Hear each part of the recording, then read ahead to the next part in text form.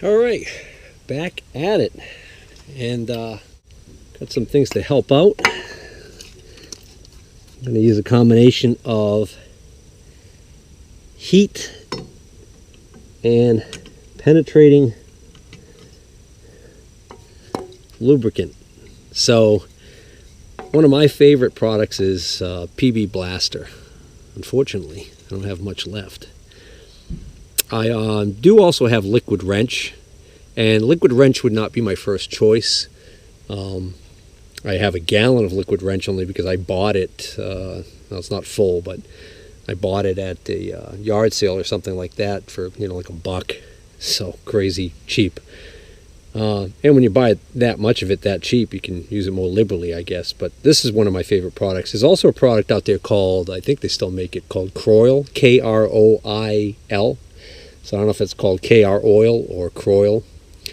That's also, a lot of people really love that product. And then there's a lot of home brewed things you hear about.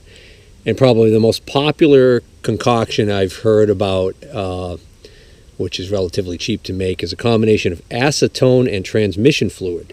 Now the thing with that recipe is there are just so many different formulations of ATF fluid. I don't know whether or not it makes much of a difference, so some people might make that concoction and go, geez, that didn't really work well for me. And then some of the people might make it with a different type of transmission fluid and it might work gangbusters. I don't know.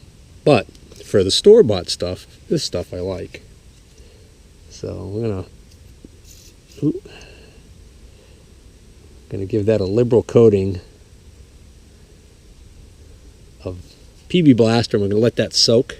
Now I picked up this MAP gas I was telling you guys about. But the other thing I picked up, I scored at my used tool store. I scored this nice Victor Turbo Torch head, which I really like because that's going to even be able to give me more heat to put on this thing. And the other great thing is it's this nice swivel configuration.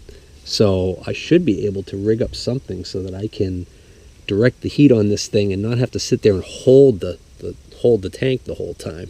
All right, so interestingly enough, the tip of the torch here, this whole last 1.5 or almost 2 inches of the torch, it's been off for a little while now because I had to go in the house and check something out. This gets red hot, and that seemed unusual to me. I'm not familiar with this type of torch, so I went online and tried to find out. I could only find one reference on a site where a guy's got a blog and he's talking about these torches, and he has the nerve to say anyone who has ever seen the tip of their torch glow red hot is not using the torch properly. But then he goes in and starts talking about other stuff, and nowhere in the article does he explain what the cause of that would be and why that's not correct. So then I go online and I try and find other references, and I did find on heatinghelp.com some guys talking about using these torches and that the tip does glow red hot, and they just apparently just use it that way. But I wasn't convinced that necessarily was correct. So finally, after giving up on that, I called Victor, which is now a division of ESAB, North America, and I got a hold of somebody in customer service. I explained what my question was, and she said, oh, you got a really technical question. So she got somebody else on the line and said that the person on the other line, probably in the technical assistance department, said I need to open my regulator all the way up. So they're saying that basically if I don't have this cranked all the way wide open, that's going to cause that to glow red. So I'm going to try that and see if that makes a difference. And I said, well, I did open it all the way up because I thought I did try that, but just to see what she would say. And the immediate answer was, well, then I need to take it back to where I bought it. So they're saying it's defective. All right. But I don't know if I necessarily trust that because I really think they had no idea. And just to be on the safe side, that's what they went with for an explanation. So I don't know.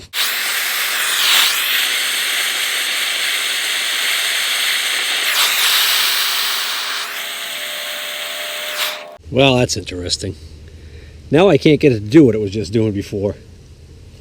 Not glowing red hot on the tip anymore, so I don't know. All right, but you can see that Definitely good cooking hot.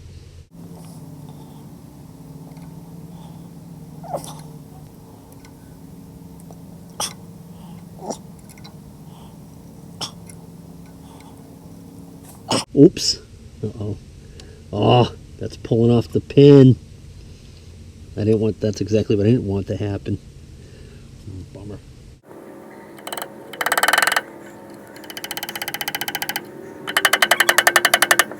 Huh? What's happening? What do you mean what's happening? Oh, nothing happening right now. I'm trying to get this this piece off, and it's rusted in there. And being in there for so long, so it's giving me fits. It's making life difficult. Yeah. Well, I'm happy. About what? This one came in the mail. Oh, yeah. Yeah, well, today's Friday. I said it was going to be in today. Yep. The mailbox fell over when I was getting it out. So I put it back into the thing. Yeah, we got to fix that. Yeah. I put it back into the thing. There's this piece of wood I put there. It's holding the mailbox off. Oh, yeah? Big block of wood. All right.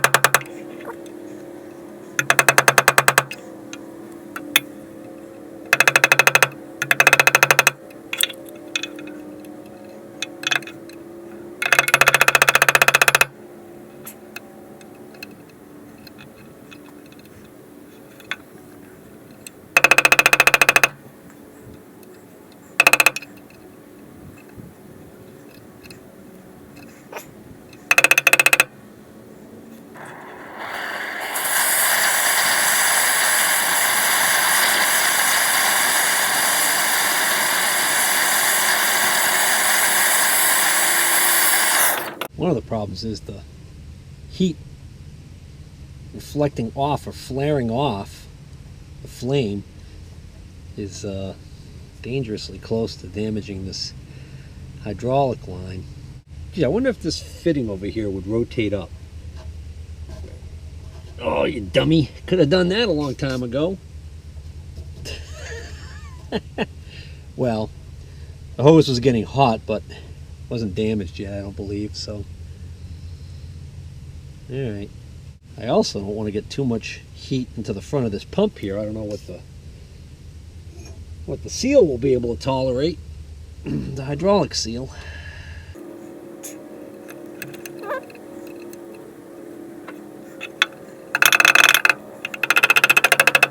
That pin is definitely loose and moving. Oh, as is that one. Okay, so we should be able to get this out now. Come on.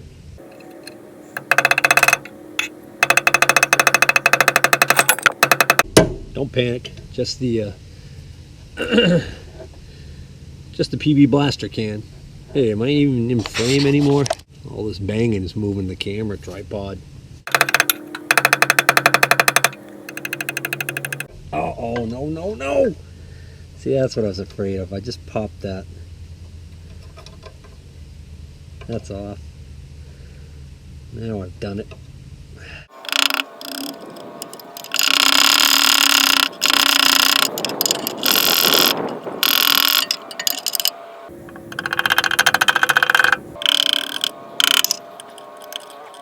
Probably wondering why I banged that back in. Well, the purpose of banging it back in was to let the pin carry some of that PB blaster into that bore.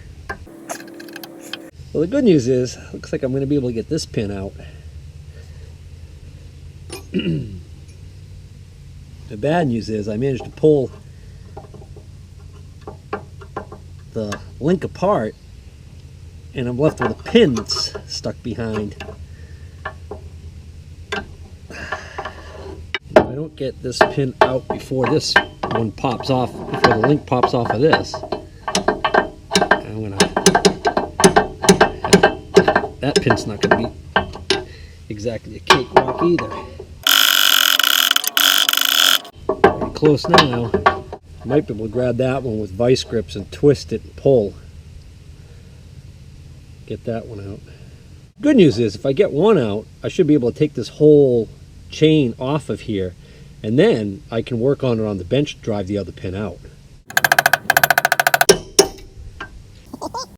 My apologies for the obstructed view. Alright, now let's see. Yep, that's going to come up.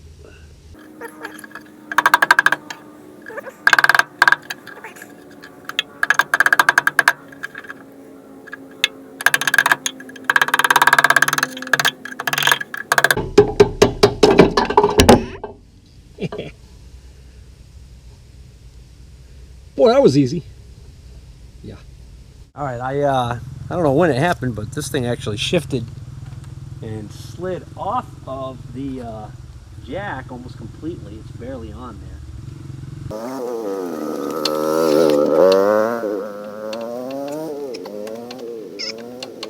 Can't get the handle up.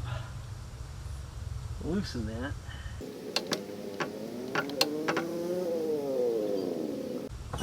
There we go.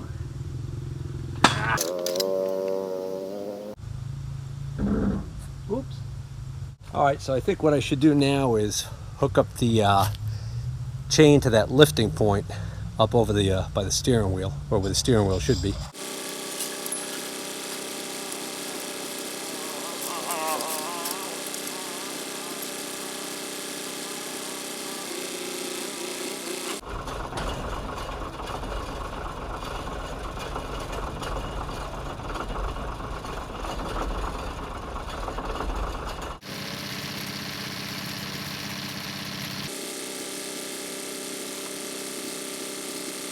Need another tractor.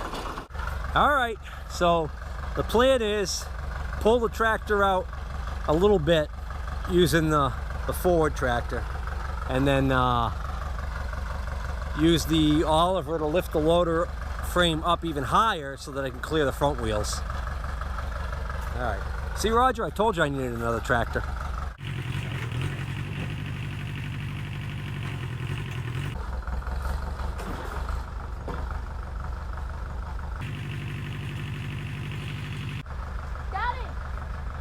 Judging from the fact that the front end's coming off the ground, I would say that my lifting point is too high up. What?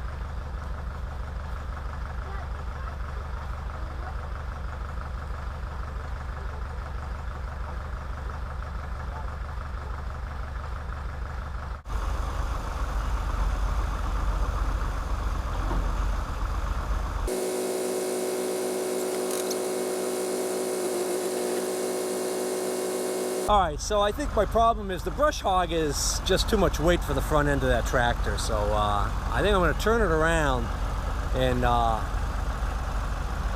bring the front end up to the tractor, hook it up and pull it out that way.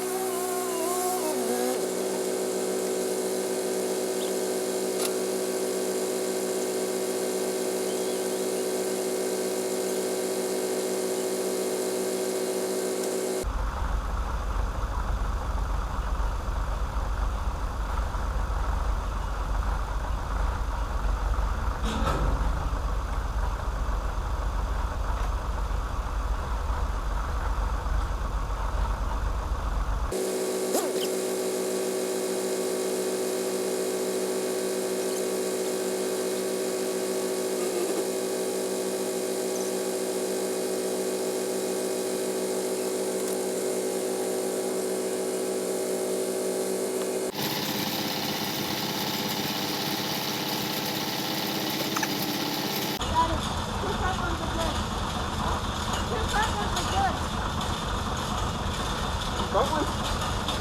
These are the back ones. Alright. Don't worry about it. Just stand aside.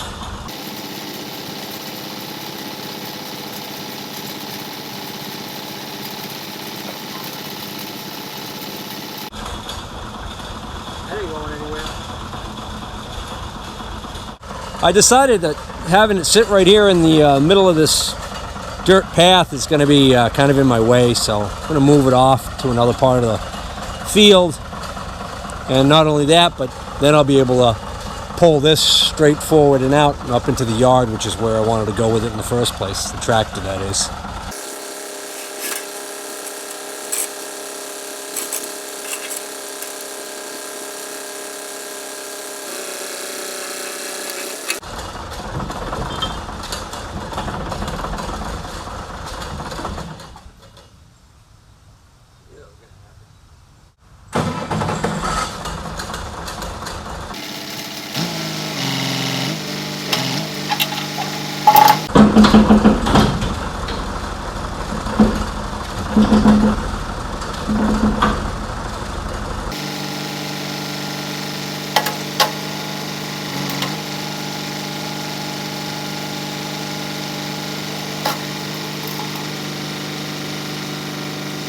I guess most of the weight is just up in that front area.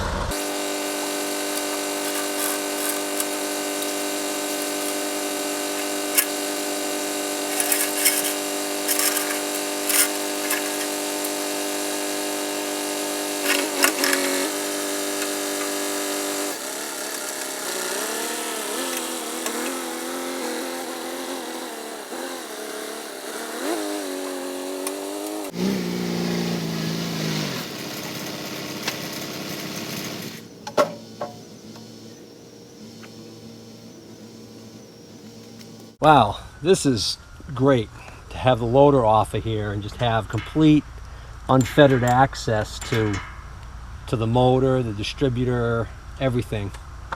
I also have really good access now to the steering box.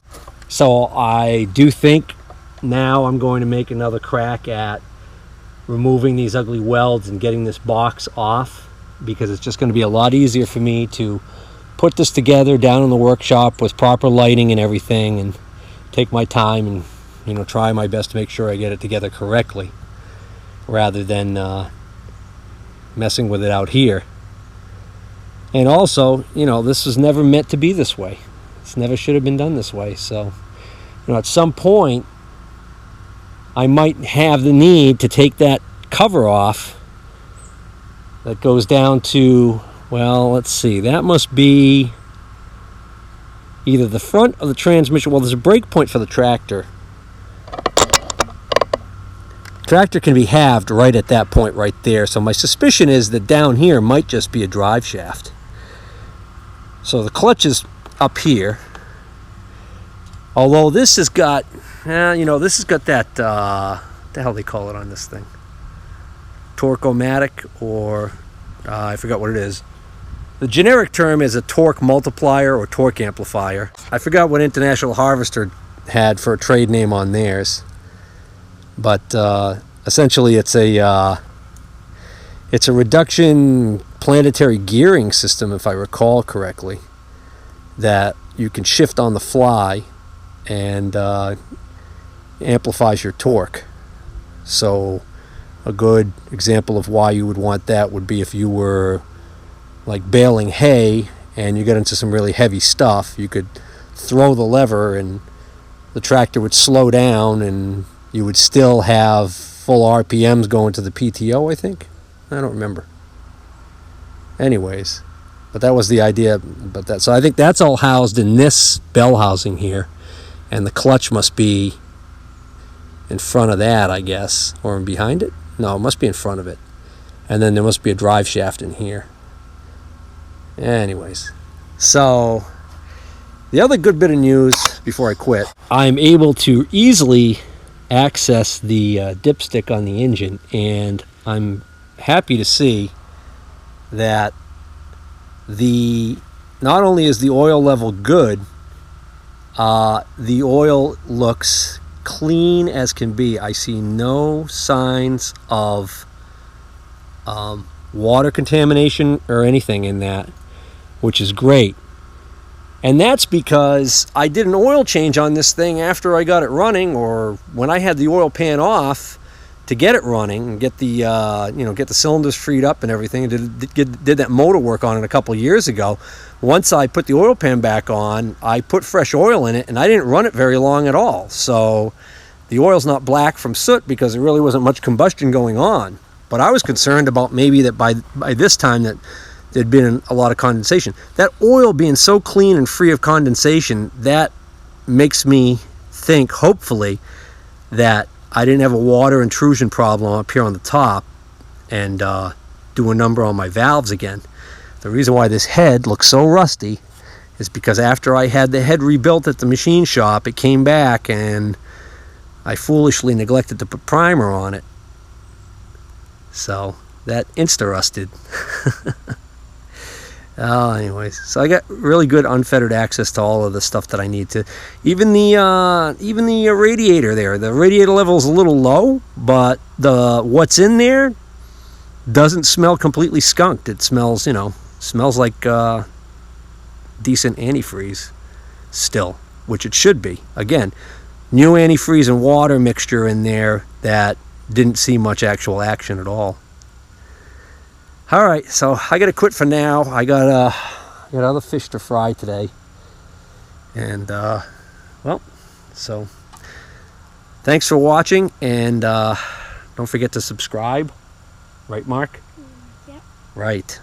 Mark tells me I should say that at the end of all my videos. All right, take care.